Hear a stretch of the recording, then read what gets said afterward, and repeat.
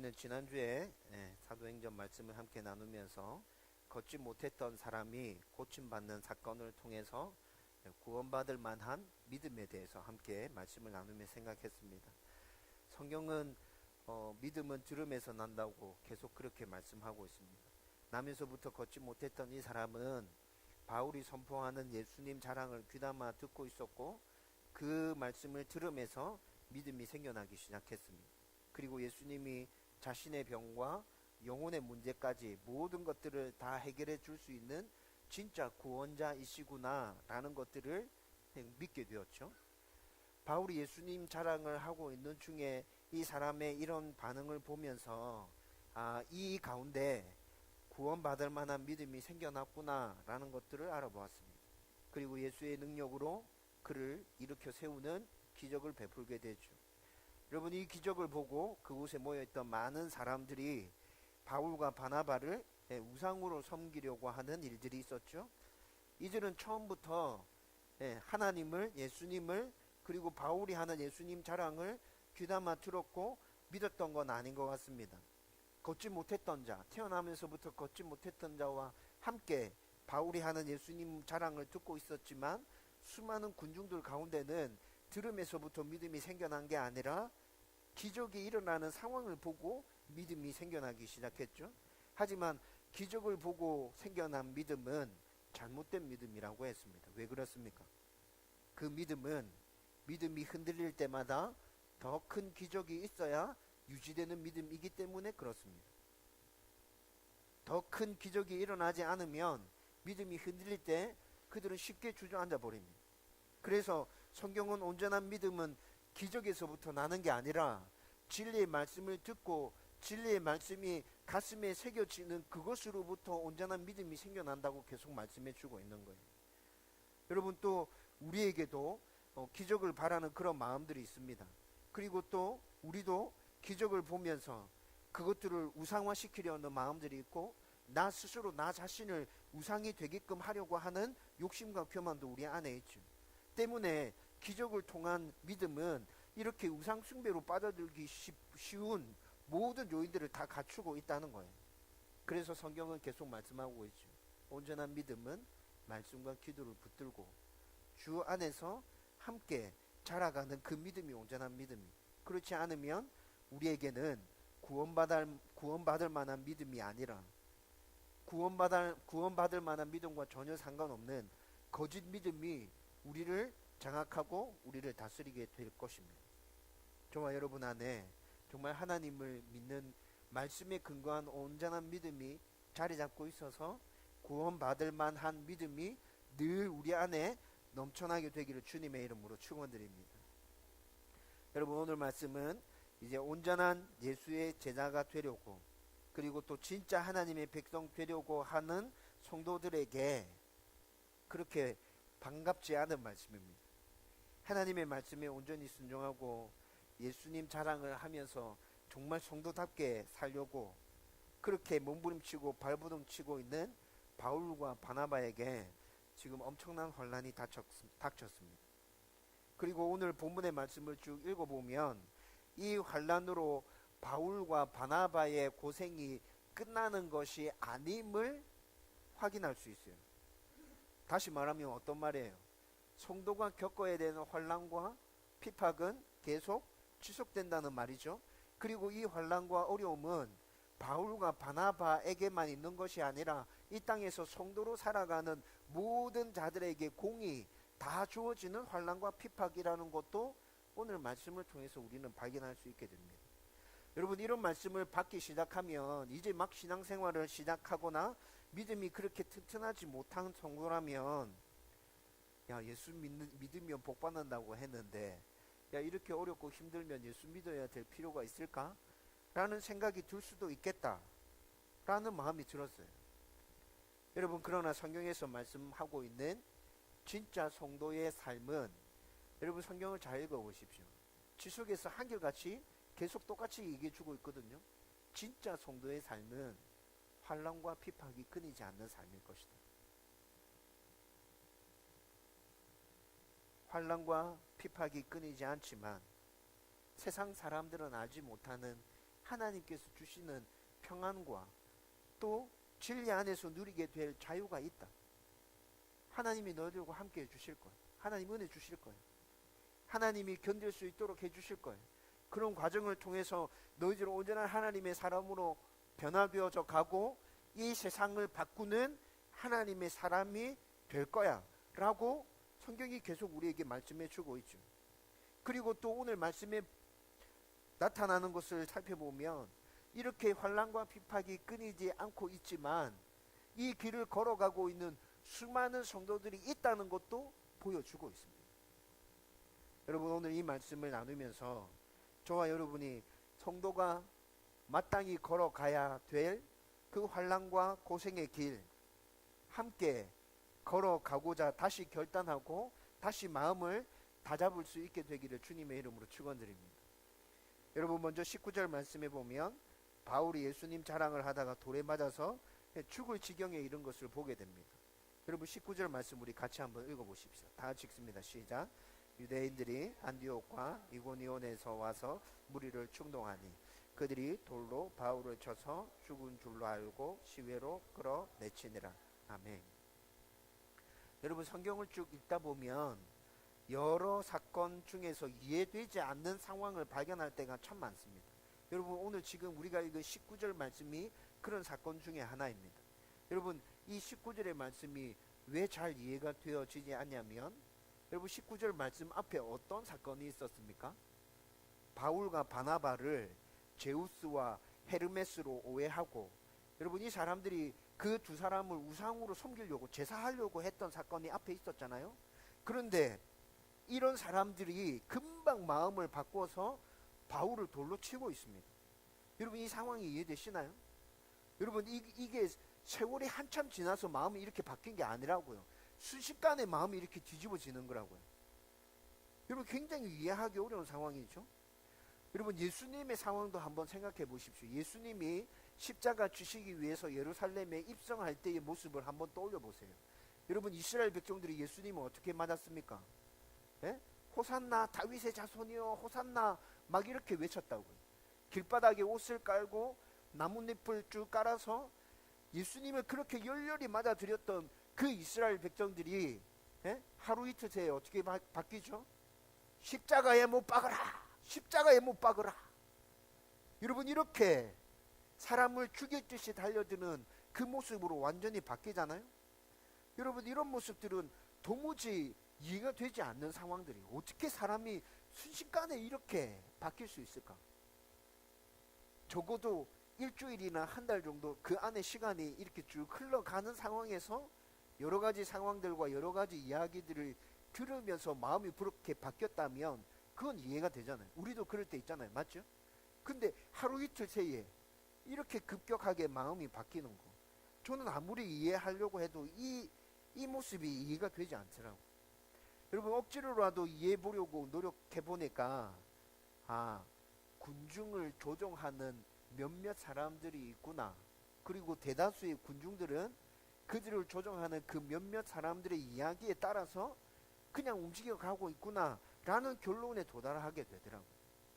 여러분, 이 땅에 가짜 뉴스와 여러분 거짓이 많이 판치고 있죠. 그런 것들도 이런 케이스가 될 수 있다 생각합니다. 사람들은 자기만의 분명한 기준과 확신이 없으면 선동하는 사람들에 의해서 이렇게 조종당하게 된다고요. 여러분, 신앙도 마찬가지죠.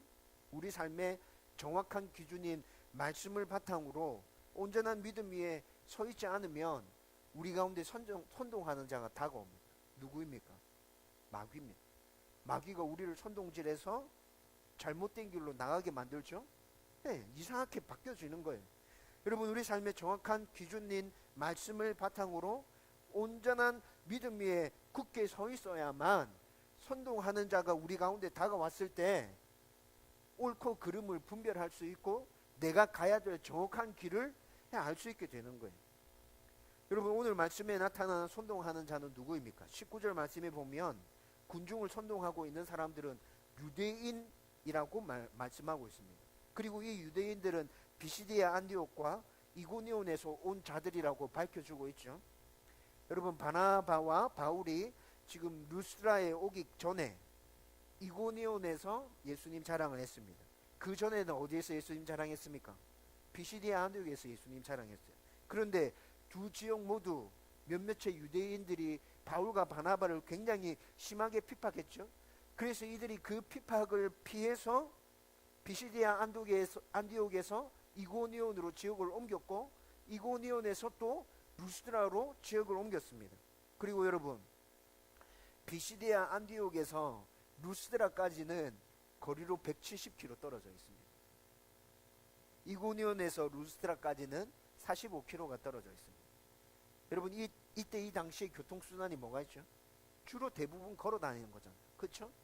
여러분, 170km 걸으려고 하면 며칠 걸어야겠어요? 적어도 나흘 정도는 걸어야겠죠?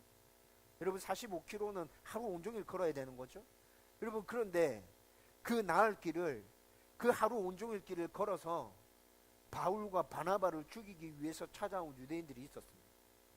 여러분, 이들이 얼만큼 악랄했고 얼만큼 끈질겼는지 여러분, 여기서 우리는 대충 짐작할 수 있게 되겠죠.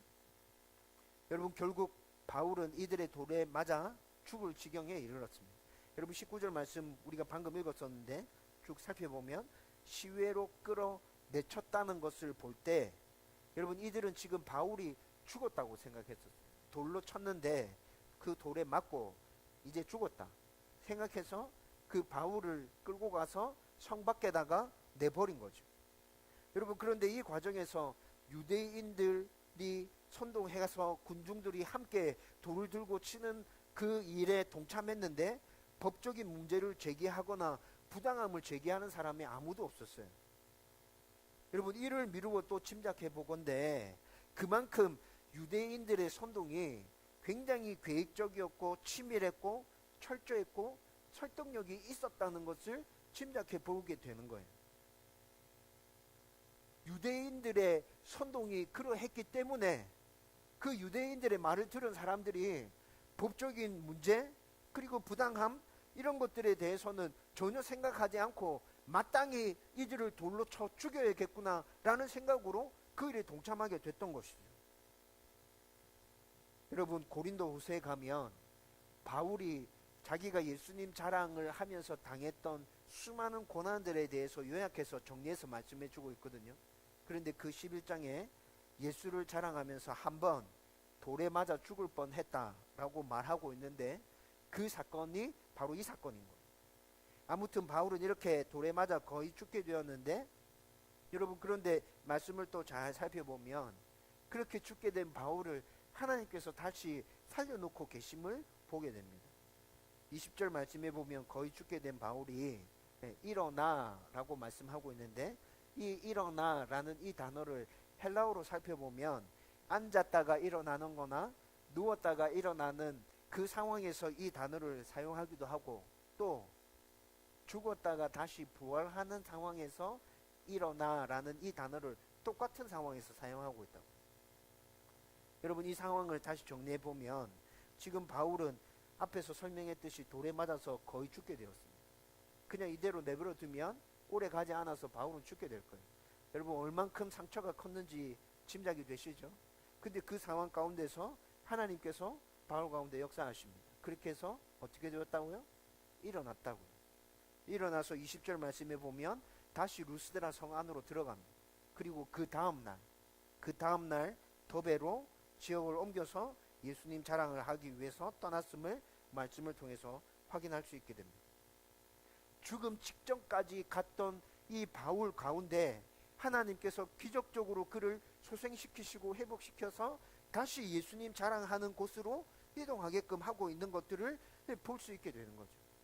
아, 바울과 바나바 가운데 지금 계속해서 하나님께서 함께 역사하고 계시구나 라는 것들을 확인할 수 있게 되는 것 아닙니까? 여러분, 성도가 이 세상에서 좋은 하나님의 사람, 예수의 제자, 세상 속의 그리스도인으로 살아가려고 하면 핍박과 고난은 끊이지 않고 계속해서 다가올 것이라고 성경은 분명히 우리 가운데 말씀해 주고 있습니다. 오늘 여러분과 함께 나누고 있는 이 본문도 그런 상황에 대해서 우리 가운데 보여주고 있죠. 우리는 예수 믿고 성도가 되면 제일 처음 생각하는 것이 세상에서 말하는 복과 행복과 평안들, 그런 것들 생각하게 됩니다. 그런데 성경은 성도에게 그런 것들이 우선이 아니라고 얘기합니다. 물론 그런 것도 있지만 그게 우선이 아니야. 성도에게는 세상과 다름으로 인해서 세상이 너희들을 싫어하고 너희들을 핍박하고 너희들에게 고난과 혼란이 끊이지 않고 다가오게 될 거야 라고 그렇게 말해주고 있습니다. 그리고 성경은 세상이 말하는 평안과 복이 아니라 그렇게 힘들고 어려운 상황 가운데서도 너가 성도의 삶을 제대로 살아간다면 하나님이 내려주시는 평안과 복이 너의 가운데 임하게 될 거예요. 그건 세상 사람들이 알지 못한다? 세상 사람들이 이해할 수 없어. 그런데 너희들은 분명히 그 평안과 그 은혜와 그 복이 어떤 것인지 이해하고 누릴 수 있게 될 거야. 성경이 이렇게 말씀해 주고 있죠. 그래서 하나님 주시는 은혜와 평안이 우선이라고 말합니다. 너희에게 고난과 환난과 핍박이 따를지라도 너희에게 주어지는 그 하나님의 영적인 복이 그것이 우선이다. 내가 그걸 너희에게 줄 거야. 그리고 그 후에 세상 사람들이 바라고 있는 그 복과 평안과 행복도 함께 따라오게 될 거야 라고 말씀해 줍니다. 여러분, 성경이 이렇게 성도의 삶을 제대로 살아가면 환난과 핍박이 끊이지 않을 것이라 말하는 그 이유는 무엇입니까? 여러분, 이것은 몇 번 여러분들에게 말씀드렸던 적이 있는데, 여러분, 이 땅의 주인이 아니면서도 주인 행세하고 있는 마귀라는 놈이 있죠. 여러분, 이 마귀라는 놈이 하나님의 백성 예수의 제자들을 그냥 가만히 놔두지 않습니다. 아담과 하와에 의해서 이 땅에 죄가 시작되었을 때 마귀가 이 세상을 죄로 뒤덮어서 장악했습니다. 자기가 주인인 것처럼 속여서 모든 사람들을 영원한 죽음으로 다 끌고 가고 있는 거죠. 그런데 예수님의 십자가 공로로, 그 십자가 공로를 믿음으로 하나님께 돌아서는 자들이 생겨나기 시작했어요. 그렇게 하나님께로 돌아서는 자들이 생겨나기 시작하면서 마귀의 정체가 무엇인지 탄로가 나기 시작한 겁니다. 들켰죠. 그렇죠? 여러분, 이 상황이 계속되어지면 어떻게 될 것 같아요? 마귀의 입장에서 한번 생각해 보세요. 마귀의 입장에서 이 상황이 계속된다면 마귀는 지금 이 땅에 사는 모든 사람들을 다 끌고 영원한 죽음으로 함께 끌고 가야 되는데 자꾸 하나님의 사람으로 돌아서는 자들이 생겨. 이건 마귀가 절대 원하는 게 아니에요. 그래서 마귀가 예수 믿고 하나님의 사람으로 돌아서는 자들을 그냥 가만히 내버려 두지 않고 어떻게 한다고요? 핍박한다고. 고난과 환난을 넘치게 줘서 하나님의 사람으로 돌아서지 못하도록, 예수 자랑하는 것을 멈추도록, 예수 자랑을 듣고 하나님께로 돌아가려고 하는 그 사람들의 발목을 꽉 붙들어 놓는 것이죠. 그래서 예수님께서는 뭐라 얘기합니까? 예수님께서는 이런 마귀를 죄악으로, 어두움으로 말씀하시죠. 그리고 자기를 뭐라 얘기하세요? 선으로, 빛으로 얘기합니다.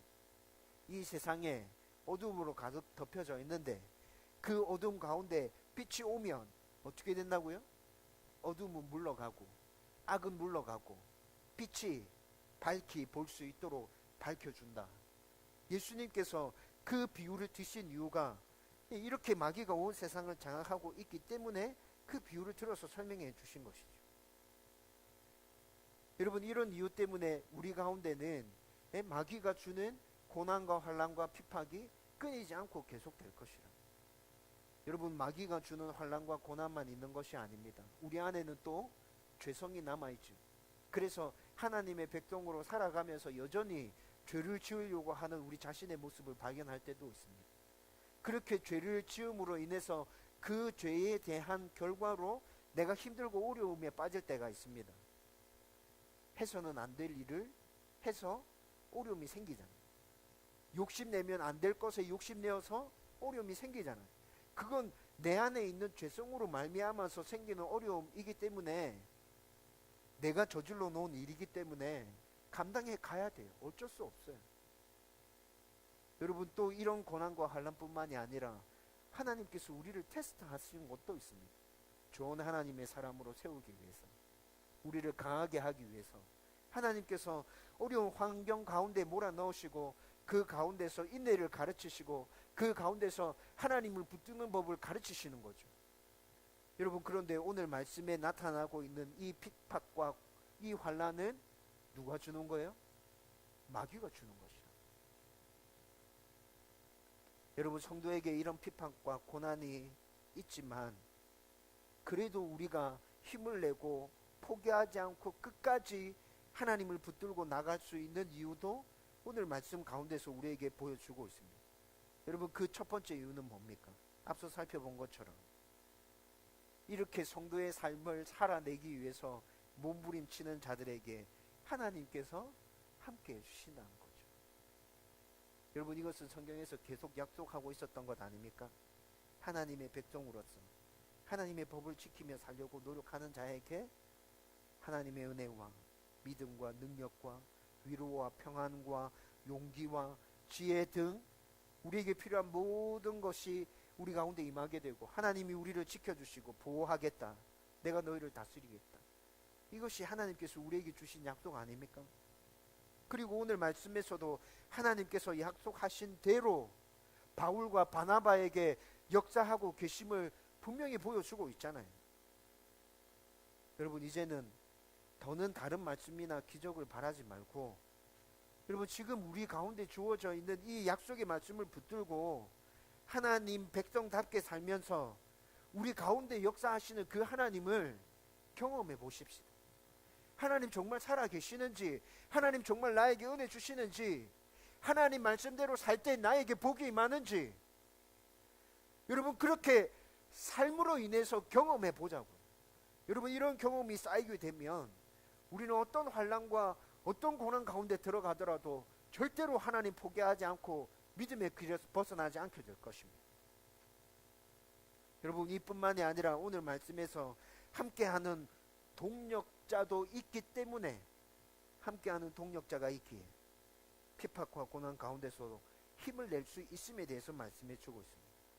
여러분, 20절 말씀해 보면 바울이 돌에 맞아 죽게 되었을 때 그를 떠나지 않고 함께하는 자들이 있었습니다.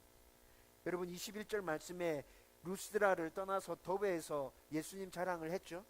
더베에서 예수님 자랑을 할 때 바울을 따랐던 사람들이 있었음을 오늘 말씀에서 보여줍니다.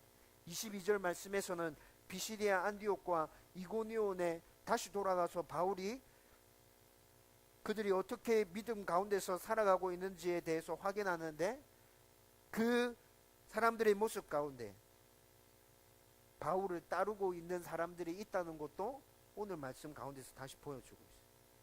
여러분, 이들 모두는 20절, 21절, 22절 모두 제자라는 단어로 바울을 따르는 자, 예수 그리스도를 따르는 자들이 있었다는 것에 대해서 보여주고 있죠.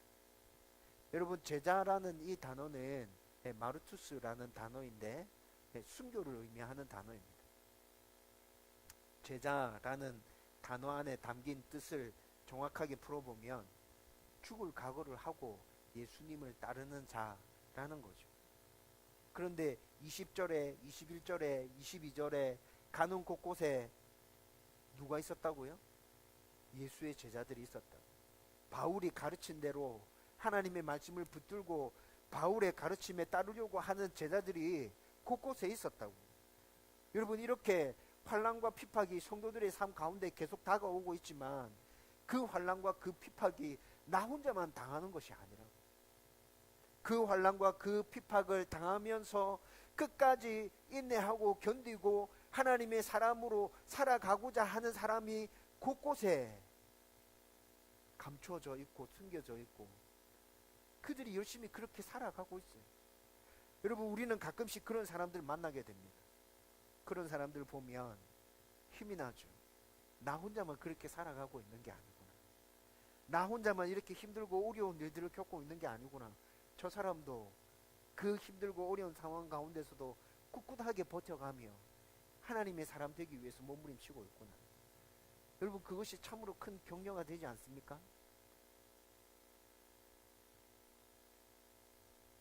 여러분, 이렇게 곳곳에 환난과 핍박 가운데서도 죽을 각오를 하고 예수를 따르는 자들이 있었기 때문에 바울과 바나바도 더욱더 힘을 낼 수 있었던 것이죠.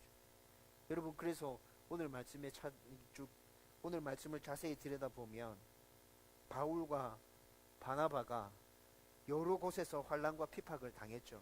그런데 그곳을 지나서 다른 곳으로 계속 옮겨가잖아요. 예, 더베까지 이루고 난 다음에 다시 어디로 돌아가요? 다시 자기들이 거쳐왔던 곳을 다시 돌아가고 있어요. 여러분 같으면 그곳 다시 돌아가고 싶겠어요? 내가 돌에 맞아서 죽을 뻔했던 곳, 예? 죽이고자 하는 사람이 있다는 것을 알고 도망치듯이 피해 나왔던 그곳으로 다시 돌아가고 싶겠냐? 근데 바울과 바나바는, 여러분 오늘 말씀 가운데 잘 살펴보십시오. 그들이 지나왔던 그 지역을 똑같이 거슬러서 다시 지나가고 있습니다. 루스드라, 이고니온, 비시디아, 안디오. 왜 이렇게 다시 돌아갈 수 있습니까? 그곳에 가면 환란이 기다리고 있고 핍박이 기다리고 있다는 것을 알고 있는데 이들이 왜 그곳을 다시 지나갈 수 있는 거죠? 함께하는 자들이 있기 때문에. 예수의 제자들이 그곳에 있기 때문에. 여러분, 그곳에 들러서 바울이 그 사람에게 똑같은 말씀을 해주고 있어요. 22절 말씀 같이 읽어봅시다. 같이 읽겠습니다. 시작. 제자들의 마음을 굳게 하여 이 믿음에 머물러 있으라 권하고, 또 우리가 하나님의 나라에 들어가려면 많은 환난을 겪어야 할 것이라 하고. 아멘. 루스드라와 이고니온과 비시디아 안디옥에 들러서 목숨을 걸고서라도 예수의 제자가 되기 위해서 발부둥치고 있는 그 사람들 만나서 위로하고 격려하고 있습니다. 끝까지 믿음에 머물러라. 그리고 이 환난, 이 고난 쉽게 끝나지 않는다. 그렇지만 하나님이 함께 해주셔서 너희들이 이겨내게 될 거다. 함께 가자. 여러분, 이 부탁을 지금 하고 있는 거 아닙니까? 여러분, 이 말씀에 따르면 성도의 삶 가운데는 환난이 끊임없이 다가오겠지만 하나님이 함께 하시며 많은 사람이 함께 하고 있기 때문에 그것을 생각하면서 힘을 내라는 말씀인 거죠. 여러분, 이것뿐만이 아니라 또 환난과 핍박 가운데서도 성도가 힘을 낼 수 있는 이유는 26절과 27절 말씀에 보면 바울과 바나바를 파송하고 기도로 동역하고 있는 안디옥 교회가 있기 때문에 그들은 힘을 낼 수 있었다는 생각이 듭니다. 26절 27절 말씀도 같이 읽어보십시다. 다 같이 읽습니다. 시작. 거기서 배 타고 안디옥에 이르니 이곳은 주 사람 이룬 그 일을 위하여 전에 하나님의 은혜에 부탁하던 곳이라. 그들이 이르러 교회를 모아 하나님이 함께 행하신 모든 일과 이방인들에게 믿음의 문을 여신 것을 보고하고. 아멘. 여러분, 이 말씀은 지금 바울과 바나바가 자신들을 파송했던 안디옥 교회로 다시 돌아가서 선교 보고를 하고 있는 모습을 지금 말씀으로 기록하고 있는 것이죠. 여러분, 이 부분에서 여러분들의 상상력을 좀 동원할 필요가 있습니다. 여러분, 바울과 바나바가 지금 안디옥 교회로 돌아갔습니다. 안디옥 교회 온 성도들을 모아놓고 하나님께서 행하신 일에 대해서 보고했다 말하고 있죠. 여러분, 이 모습이 어때 했을지 머릿속에 그림으로 한번 그려보십시오. 바울과 바나바가 자신들이 거쳐갔던 그 지역에서 일어났던 일들에 대해서 얘기했을 것입니다. 여러분, 첫 번째 들렀던 섬에서 누가 예수 믿었어요? 그 섬 전체를 다스리고 있었던 총독이 예수 믿는 역사가 있었죠. 그거부터 시작했습니다. 비시디아 안독에서 복음을 전하고 수많은 사람들이 예수 믿었고, 그곳에서 핍박과 박해가 일어나서 이고니온으로 옮겨갔던 일들에 대해서 얘기했을 겁니다. 이고니온에서 또 복음을 전하고 수많은 사람들이 죽게 돌아오고, 또 그곳에서도 여전히 핍박과 박해가 일어나서 루스드라로 가서 또 복음을 전하기 시작했던 일들에 대해서 얘기했을 겁니다. 여러분, 이 모습을 한번 상상해 보세요. 여러분, 오늘 말씀 가운데서는 우리가 방금 읽었던 26절과 27절 말씀 가운데서는 안디옥 교회가 바울과 바나바를 파송하고 난 후에 이들을 위해서 항상 기도하고 있었다라는 말씀이 나타나지 않죠.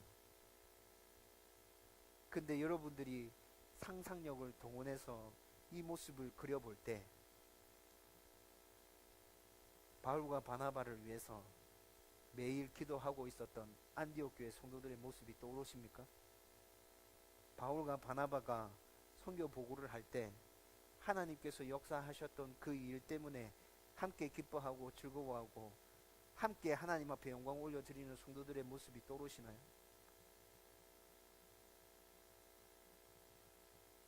저는 지금까지, 저는 지금 이 시대도 선교사를 파송하는 교회와 파송받는 선교사의 관계가 이러해야 한다고 확신하고 있습니다. 선교사님을 파송하는 교회, 그리고 파송받은 선교사, 선교사는 그 현장 가운데서 최선을 다해서 열심히 사역해야 하고, 그리고 보낸 교회는 어떻게 해요? 선교사를 위해서 물질로 후원하고, 그리고 물질보다 더 중요한 매일 기도함으로 영적인 전쟁을 잘 치를 수 있도록 후원하는 것. 이 관계가 지속적으로 유지되다가 어느 날 이 둘이 함께 만났을 때 하나님께서 이루셨던 그 역사와 행하신 일들을 함께 나누며 함께 기뻐하고 함께 즐거워하고 함께 하나님 앞에 영광 올려드리는 그 기쁨의 축제가 열리는 모습들, 여러분 한번 상상해 보십시오. 저는 지금도 파송교회와 파송선교사의 관계는 이러해야 된다고 확신하는 것이죠. 여러분, 이런 동력의 관계가 유지되어지고 있다면 우리의 삶 가운데 환난과 핍박이 있다 하더라도 힘이 나지 않겠어요? 나를 위해서 기도해 주는 누군가가 있다, 나를 위해서 기도해 주는 교회가 있다, 여러분 정말 힘나지 않겠습니까? 다음 교회를 개척하고 여러분 우리 바로 선교사를 후원하기 시작했죠. 제가 이렇게 한 이유는 여러분 선교는 교회의 자립과 상관없이 하나님의 명령이기 때문에 무조건 순종해야 된다. 교회에 재정적인 여유가 있으면 선교하고 재정적인 여유가 없으면 선교 안 하고, 하나님의 말씀은 그게 아니었잖아요. 그냥 무조건 땅끝까지 이르러 내 증인이 되라는 게 하나님의 명령 아니었습니까? 그래서 이거는 교회 자립과 상관없이 무조건 순종해야 되는 것이라 생각하고 여러분들에게 말씀드렸고, 여러분들이 흔쾌히 동의해 주셔서 우리는 4분의 선교사님들을 후원하기 시작했습니다. 여러분, 그런데 우리가 후원하는 선교사님 중에 정창훈 선교사님만 후원하는 교회가 없습니다. 여러분 알고 계시죠? 작년 여름에 우리 교회에 왔을 때 후원 교회가 없으면 선교사들이 제일 크게 어려움 당하는 게 경제적인 부분이거든요. 후원 교회가 재정을 많이 담당해 주잖아요. 경제적으로 힘들지 않느냐고 물었습니다. 괜찮냐? 근데 정성교사님의 답이 경제적인 어려움보다 영적인 어려움이 더 큽니다, 형님. 그렇게 얘기하더라고요. 성령 안에서 기도로 함께 교제하며 영적으로 지원해 주는 교회가 없어서 중요하고 다급한 일이 선교 현장에서 생겼을 때 기도 부탁해야 될 교회가 없어서, 자신이 영적으로 탈진해서 정말 힘들 때 어딘가 기대고 싶은데 기댈 곳이 없어서 형님 그게 힘들어요. 저한테 이렇게 얘기했어요. 여러분 그 상황이 어떨지 충분히 이해가 되고 공감이 됩니다. 여러분 그래서 정말 마음이 더 쓰여지고 제 마음이 정말 더 가는 게 맞습니다. 제가 대학원 다닐 때부터 교제했던 친구인데 자기 자비를 들여서 단기 선교 케냐 신학 공부를 하고 있던 중에도 방학 때마다 늘 나갔었거든요. 자기 자비 털어서. 오랫동안 봐왔던 친구인데 굉장히 충성스럽게 자기 사역 열심히 잘하는 친구였습니다. 그래서 우리 교회가 자립하면 파송해 주고 싶다. 솔직하게 제 마음 가운데 있는 생각입니다. 성도가 마땅히 걸어야 할 고난의 길을 함께 걸으며 하나님의 위로와 격려와 은혜와 복을 누리고 싶은 게 제 마음입니다. 여러분 그런데 정창훈 선교사가 파송교회가 없었지만 지금 거의 10년 가까이 단독 사역하면서 버티고 있거든요.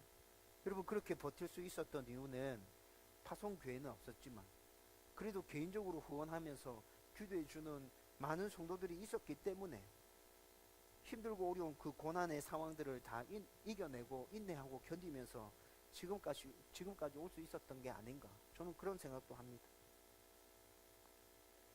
여러분 우리가 신앙생활을 해가는 중에도 여러분, 온전한 성도로 살아가려는 몸부림이 끊이지 않는다면 우리 가운데도 고난과 핍박은 계속될 것이라. 그런데 이렇게 하나님께서 함께 해주시고 또 함께하는 동역자들이 있고 함께 해주는 교회가 있다면 여러분, 견디고 나갈 수 있지 않겠습니까?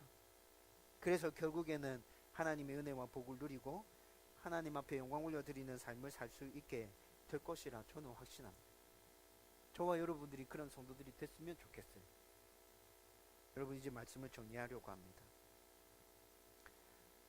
여러분, 좀 전에 얘기했던 정창훈 선교사님 이야기는 다음 교회가 자립되면 꼭 첫 번째로 다음 교회에서 파송하는 선교사다 라고 못 박으려고 말씀드린 게 아닙니다.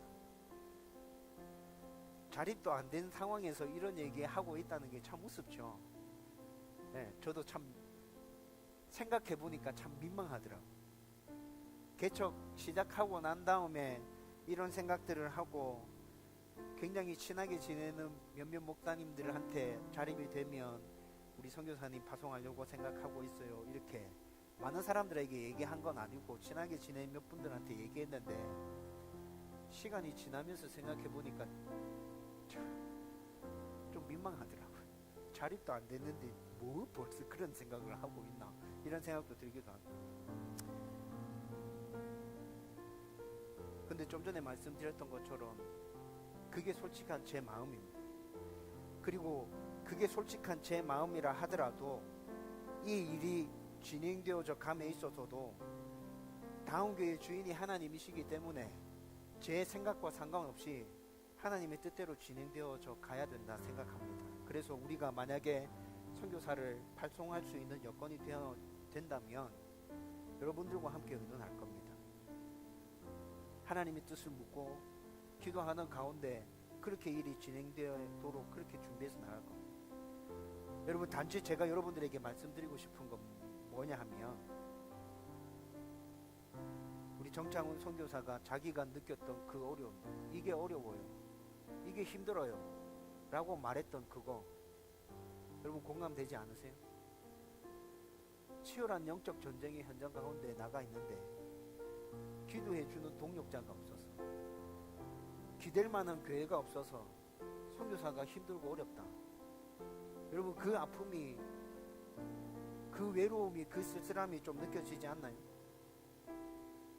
여러분, 그런데 우리도 그렇게 혼자 떨어져 있는 듯이 굉장히 어렵고 힘든 상황 가운데서 핍박과 환란을 견뎌 나가는 것처럼 생각될 수 있지만, 그런데 그런 게 아니라고요. 함께하는 성도들이 있다고. 여러분들을 위해서 기도하고 있는 목사가 있고 여러분들과 함께 신앙생활하고 있는 성도들이 나의 어려움이 뭔지 알고 함께 기도하고 있다. 그래서 우리는 견뎌갈 수 있다는 것입니다. 인내할 수 있다는 것입니다.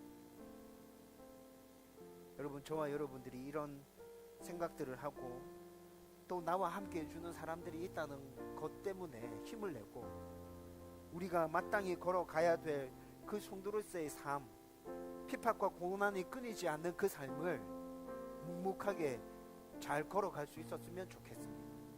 함께 걸어가십시오. 여러분들 절대로 혼자 걸어가는 거 아닙니다. 하나님께서 함께 해주실 겁니다. 저도 그 길 함께 걸어갈 겁니다. 우리 성도들도 함께 걸어가게 될 겁니다. 여러분, 정말 힘을 내서 끝까지 이 길 다 걸어가서 하나님과 함께 기쁨과 감사를 누리는 저와 여러분들 되기를 주님의 이름으로 축원드립니다.